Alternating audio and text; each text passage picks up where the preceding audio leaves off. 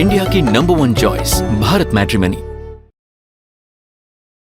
हाँ, अच्छा by the way, ये जो साहब हैं ये खुद कैंडिडेट हैं और जनशक्ति जनता दल से लड़ रहे हैं, मतलब तेज प्रताप वाली पार्टी। तेज प्रताप पहुंच रहे हैं कहां? राघोपुर। और तेजस्वी कहां पहुंच रहे हैं? महुआ।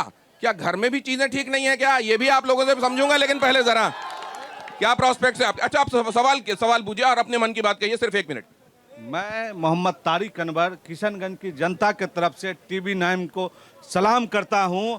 और मेरा सवाल पहले इंडिया गठबंधन वाले से है, जो मुसलमान के वोट लेते हैं, नोमा फैल तेजस्वी यादव जो मुख्यमंत्री का सपना देख रहा है, और मुसलमान 18% बढ़ा है या 14% यादव बढ़ा है? 18% की 14%, ये पूछ लीजिएगा, पहला सवाल। दूसरा सवाल, हिस्सेदारी कितना दिया है? वो शाहनी वाले को उप मुख्यमंत्री बनाना चाहते हैं। अच्छा, ये एक बात बताइए, अखिलेश यादव ने एक बात कही थी कि यहाँ बहुत सारा ए टीम है, बी टीम है, सी टीम है, डी टीम है। आप कौन सी वाली टीम है? मैं बिहार का बेटा हूं, बिहार के जनता का। जो तेज प्रताप ने महुआ में, जब वो स्वास्थ्य मंत्री थे तो महुआ में मेडिकल, मतलब महागठबंधन के वोट काट के आप भारतीय जनता पार्टी को मजबूत करने का काम नहीं कर रहे हैं। कुछ दिन पहले प्रशांत किशोर का झोला ढो रहे थे। अब आगे चलते हैं। ये प्रशांत किशोर का झोला ढो रहे थे कुछ दिन पहले। सर आपका टीवी 9 को मैं, अच्छा बोलिए, 30 सेकंड और। कुछ दिन पहले प्रशांत किशोर का झोला ढो रहे थे। सर 1 सेकंड जान लीजिए, झोला ढोने वाले बैठे हुए ऊपर। नहीं, पहले उधर मत जाइए, इधर बात। नोमा फाइल क्या बोलेगा हमसे? नहीं, बात कीजिए।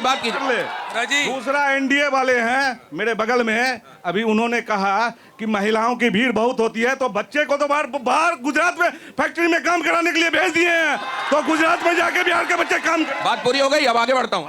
हाँ सर, टीवी 9 को मैं बहुत शुक्रिया, दिल से शुक्रिया अदा करता हूँ। मैं उठाता हूँ जी।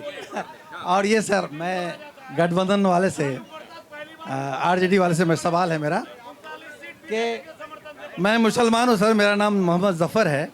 मैं मोहम्मद सल्लल्लाहु अलैहि वसल्लम से बेपनाह मोहब्बत करता हूँ।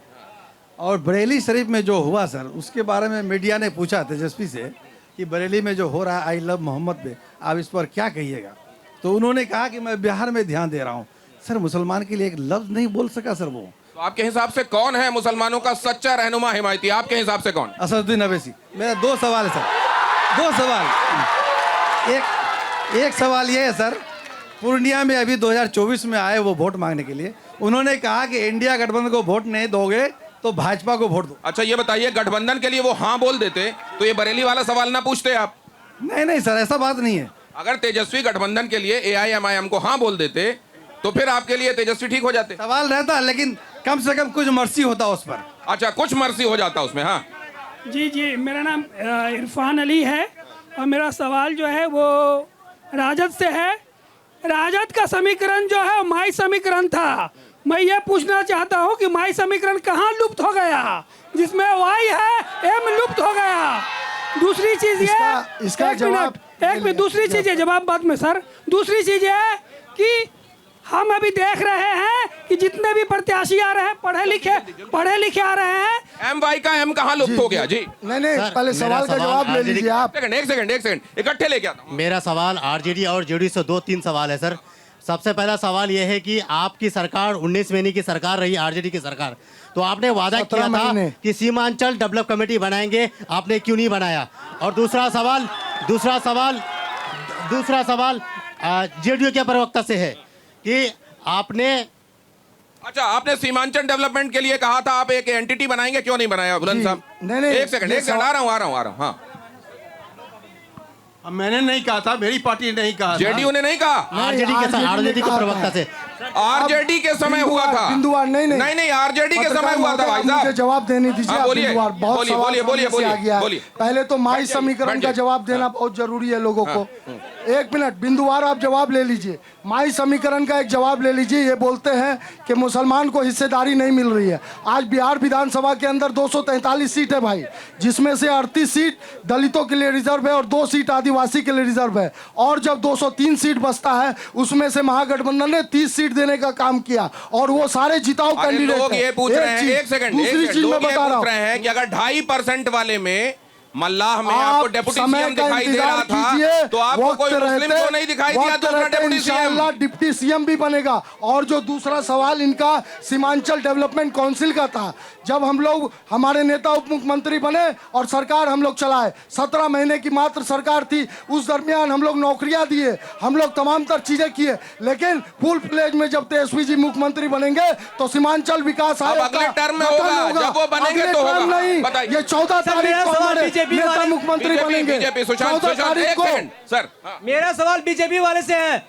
मुख्यमंत्री एनडीए का, प्रधानमंत्री एनडीए का, वो भी चौकीदार, और गृह मंत्री भी बीजेपी का, रक्षा मंत्री बीजेपी का। क्या कहना चाह रहे हैं? यहाँ घुसपैठी कहाँ से आ रहे? घुसपैठियों की जो बात हो रही है कि घुसपैठियों को तो हम भगाते रहेंगे, जब आपके हाथ में स्टेट का तंत्र है, जब आपके हाथ में देश का तंत्र है, तो घुसपैठिया कहां से? एक सेकंड, देखिए ऐसा है ना, हाँ, घुसपैठ पे हम लोगों ने नियंत्रण कसने का काम शुरू किया है। घुसपैठ जो कांग्रेस के शासन में आया था, हम लोगों ने उसको एसआईआर के तहत चिन्हित करने का काम किया है और समय रहते उसको शेल्टर हाउस में भी भेजा जाएगा और यहाँ के नागरिकों ही यहाँ का हक मिलेगा। ऐसे मत कीजिए। नहीं, लेकिन ये बताइए इसमें टाइम कितना लगेगा आपको? टाइम कहाँ लगेगा भाई साहब, काम शुरू हो गया है और निश्चित रहिए यहाँ से गंदगी साफ होगी और बोलते हैं सीमांचल में नहीं है तो सीमांचल मजबूत होगी। अभी एसआईआर हुआ, अगला सवाल मेरा सवाल आरजेडी वाले से है। अफजल अली अंसारी का टिकट क्यों वापस लिया गया? मुसलमान का हितैषी बनते हैं, ये मुसलमान का ढकोसलापन आरजेडी वाले का बहुत पहले से है। वो बीजेपी के ताकत से सत्ता में आती है। सबसे पहली बार 1990 में, 1995 में मौलाना का 6 महीने का तनख्वाह काट लेता है लालू सरकार, और आज ये मुसलमानों का हितैषी बनते हैं। आप मुसलमान के हितैषी नहीं है, एम गायब हो गया। ये 35 साल का नौजवान जो लड़ रहा है प्रधानमंत्री से, लड़ रहा है मुख्यमंत्री से, लड़ रहा है इनके भ्रष्ट मंत्री से, लड़ रहा है इनकम टैक्स सीबीआई और ईडी से, और ये चुनाव आयोग से लड़ रहा है। ये सवाल सिर्फ इनका रूप देखिए कि ये सवाल सिर्फ और सिर्फ करेंगे राष्ट्रीय जनता दल से, जो 20 वर्षों से सरकार में नहीं है। कुछ वर्षों के लिए हम लोग सरकार में बस शामिल हुए थे, हमारा मुख्यमंत्री नहीं है। आरजेडी ने काम ऐसे किए हैं क्या जो आज तक याद आते हैं? इसीलिए जंगल राज भी याद दिलाया जाता है क्या? ये भी आपसे पूछूंगा, लेकिन हाँ बोलिए सवाल, एक मिनट सवाल सुनिए। भाजपा, जदयू और राजद तीनों से मैं पूछ रहा हूं, जब कोविड का टाइम आया, कोविड में कोविड जान पे खतरा लेकर रखा, और जब आपके द्वार पे गया, आपके रीजन में भी और आप लोगों के भी रीजन में, तो वहां पे डंडा मार के सबको निकाल दिया। तो किसने बढ़िया काम किया था कोविड के समय? हम लोगों ने काम किया था। जनता ने काम किया? जनता में लैब टेक्नीशियन ने काम किया। नहीं, तो उस समय बाकी सब क्यों? ये सवाल आपका एआईएमआईएम से क्यों नहीं है? एएमएम से भी है, एएमआईएम से भी है। सबसे है ना सवाल कि कोविड के समय आप लोग कहां थे? अच्छा, उस समय पप्पू यादव का कहां था? वो ठीक काम करते लग रहे थे आप? हम लोग जो लैब टेक्नीशियन थे, हम लोगों ने अपना काम किया, जब हम लोग को निकाल दिया गया और सब जगह। सर, किशनगंज में सबसे बड़ी प्रॉब्लम है कि बाढ़ संरक्षण के लिए कोई भी पार्टी का सरकार रहे नहीं किया है सर। बाढ़ में हर साल किसानों का एक फसल ही सर रहता है, एक फसल। हम लोग का जो है हमारे एरिया में जो महनगांव पंचायत से लेकर सब में। मेरा सवाल जो है वो आरजेडी से है या फिर जो जेडीयू के प्रवक्ता है उनसे है कि हर पार्टी अपना अपना चुनावी मुद्दे के लेके वादा कर रहे हैं कि माई बहन योजना के तहत इतना रुपए देंगे, लेकिन मेरा सवाल ये है कि यहाँ का एजुकेशन सेक्टर से क्या उसको एजुकेशन और बाढ़ के लिए। हाँ, 1 मिनट का वक्त दीजिए, मैं आपसे सवाल करता हूँ। मेरा सवाल सबसे पहले एमआईएम से है। एमआईएम के जो इतने लोग हैं, ये जो ताली बजा रहे हैं, मैं उनसे ये पूछना चाहता हूँ कि 20 साल से बिहार में किसकी सरकार है? भाजपा और जेडीयू की सरकार है। और ये लोग आए हैं ओवैसी साहब 15 में और 14 में आए हैं मोदी जी, ठीक है? क्या मिली भगत इन लोगों का? क्या ओवैसी साहब 2014 के बाद बालिग हुए हैं? कि 2014 से पहले बालिग थे? क्या उनको बिहार पहले नजर नहीं आ रहा था? और अब जब देख रहे हैं ये लोग कि राजद ने अच्छा प्रदर्शन करना शुरू कर दिया, तो इन लोगों ने महागठबंधन को सेंध लगाने के लिए बिहार में अपनी पार्टी को उतारने मेरा जवाब सर, मेरा जवाब ले लीजिए। मैं एक सवाल सुनिए ना, आरजेडी के नेता जो है मुसलमानों को बेवकूफ बनाया। एक सवाल का जवाब लीजिए। आरजेडी का नेता सर मुसलमानों को बेवकूफ बनाया है। पहले एक सवाल का जवाब एक बार में, प्लीज बैठिए। आरजेडी के नेता जो है मुसलमानों को बेवकूफ बनाया है। अब हम दड़ी नहीं बिछाएंगे, 18% वाले हिस्सा लेंगे।